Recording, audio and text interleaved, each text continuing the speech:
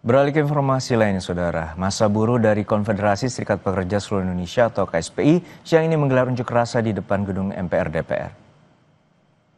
Massa mulai berkumpul sejak pukul 10 tadi. Menurut rencana akan ada 3 tuntutan massa buruh yang menggelar aksi di depan gedung DPR hari ini, yakni menegakkan supremasi sipil, menolak kebijakan upah murah, dan meminta sahkan revisi Undang-Undang Ketenagakerjaan.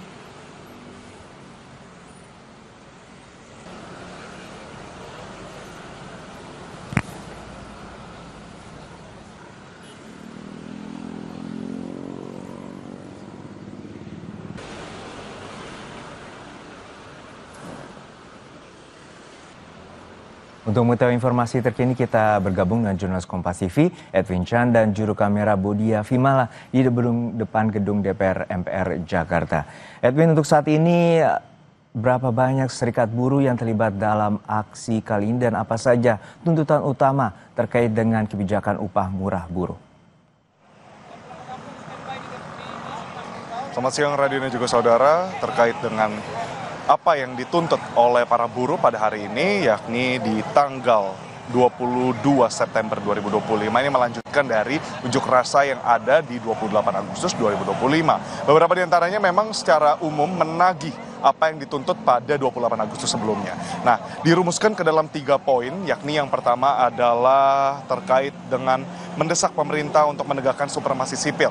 Lalu yang kedua, membentuk rancangan undang-undang RUU Ketenagakerjaan, dan yang terakhir adalah terkait dengan HOSTUM, atau dari yang singkatan yang dibuat meminjam istilah yang digunakan oleh para buruh, yakni hapus outsourcing system dan tolak upah murah HOSTUM.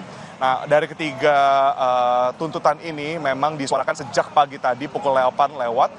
Kurang lebih ditargetkan akan ada lebih dari 5.000 buruh yang memenuhi gedung DPR ini. Dan tadi dari orasi yang kami dengarkan sejak pagi tadi, kami mendengar bahwa masih ada buruh yang akan berangsur-angsur untuk hadir di depan gedung DPR Republik Indonesia. Juno dan juga saudara, terkait dengan untuk unjuk rasa yang pada hari ini dilaksanakan, yang mungkin secara mendetail. Yang pertama terkait dengan supremasi sipil di sini adalah sorotan bagaimana dari serikat buruh ini melihat bahwa hari ini untuk gedung DPR sendiri dijaga oleh gabungan dari TNI dan juga kepolisian. Nah, yang disorot adalah bagaimana keterlibatan dari TNI dalam penjagaan. Diharapkan lewat supremasi sipil yang memang dituntut pada hari ini, pemerintah dapat melihat urgensi dari TNI yang menjaga gedung di depan sini. Dan kedua, pastinya memang menyuarakan bahwa memang biasanya kalau kepolisian menjaga gedung DPR itu sebuah hal yang lazim, tapi TNI ini perlu dipertimbangkan kembali. Dan yang kedua berlanjut soal bagaimana mereka menyuarakan harus disahkan dan dibuat, dirancang RUU Ketenagakerjaan. Yang menjadi sorotan adalah di sini bagaimana disparitas di antara upah yang diterima oleh setiap buruh di antara kabupaten dan juga kota itu berbeda-beda. Memang menyesuaikan dengan UMP atau UMR di daerah masing-masing, namun disparitas ini perlu dikaji ulang di dalam RUU Ketenagakerjaan yang diminta untuk disahkan, segera dirancang. Lalu yang ketiga, yang terakhir terkait dengan HOSTUM, yakni hapus outsourcing system dan juga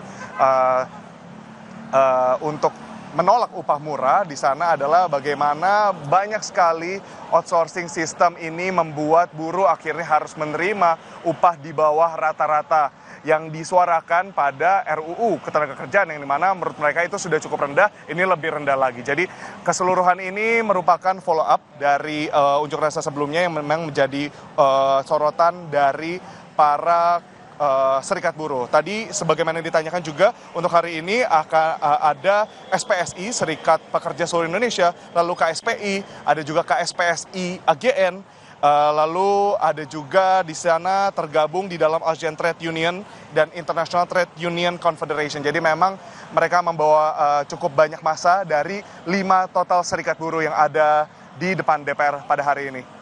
Juno. Terima kasih atas laporan Anda, jurnalis Kompas TV, Edwin Chan, dan juga Bodia Vimala dari depan gedung DPR MPR Jakarta. Menko Bidang Infrastruktur dan Pembangunan Kewilayahan Agus Harimurti Yudhoyono memastikan akan mengawal pembangunan IKN agar sesuai target pemerintah menjadi ibu kota politik tahun 2028. Hal ini disampaikan AHY usai mengikuti ASN Run di Kemendikbudrismen di Jakarta Pusat Minggu pagi. AHY memastikan bahwa pihaknya akan mengawal sesuai arahan Presiden Prabowo pembangunan IKN untuk kawasan atau pusat yudikatif maupun legislatif. AHY menambahkan jika kawasan itu sudah rampung bersama dengan kawasan eksekutif, IKN bisa digunakan sebagai pusat penyelenggara acara politik nasional. Kita kawal semuanya ya sesuai dengan arahan Pak Presiden Prabowo Subianto. Kita lanjutkan pembangunan IKN untuk kawasan atau ya pusat yudikatif maupun legislatif. Nah, kalau itu sudah rampung, tentunya bersama dengan kawasan eksekutif itu bisa menjadi ibu kota politik yang bisa digunakan untuk sejumlah acara. Usai jeda, saudara. Seorang ibu muda bersama ketiga orang anaknya di kota Bengkulu hidup di sebuah gubuk yang tidak layak huni. Selain harus bertahan dengan segala keterbatasan, mereka juga dihadapkan dengan persoalan sejumlah macam penyakit.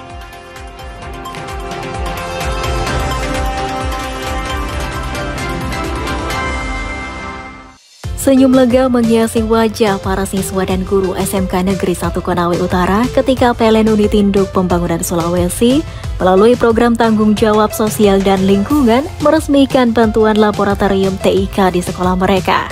Kini, deru sepeda motor dan mobil yang dulu membawa rombongan siswa ke sekolah lain tak lagi terdengar. Digantikan suara klik mouse dan ketikan keyboard menandai awal babak baru pembelajaran TIK di SMK Negeri 1 Konawe Utara.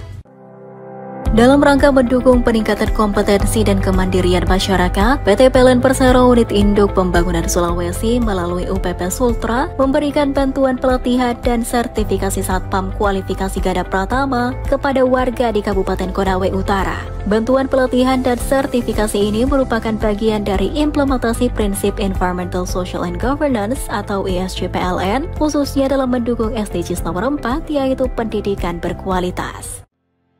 PLN UIP Sulawesi bersama Gubernur Sulawesi Tengah telah meresmikan infrastruktur ketenagalistrikan pertama di Morowali. Dengan beroperasinya infrastruktur ini, total pelanggan PLN yang berada di Provinsi Sulawesi Tengah mencapai angka sebesar 1.030.695 pelanggan atau setara 18% dari total jumlah pelanggan PLN di Pulau Sulawesi. Dengan total serapan daya listrik rata-rata per bulan sebesar 210,56 MW. PLN percaya bahwa akses terhadap teknologi adalah salah satu kunci penting dalam meningkatkan mutu pendidikan. Maka dari itu, PLN UIP Sulawesi menghadirkan program bantuan penunjang pembelajaran TIK di Sulawesi Tenggara yang diharap dapat menjadi jalan untuk melahirkan generasi penerus bangsa yang cerdas, adaptif, dan siap menghadapi tantangan global menuju masa depan yang lebih maju dan inovatif. Membuatku selalu ketagihan.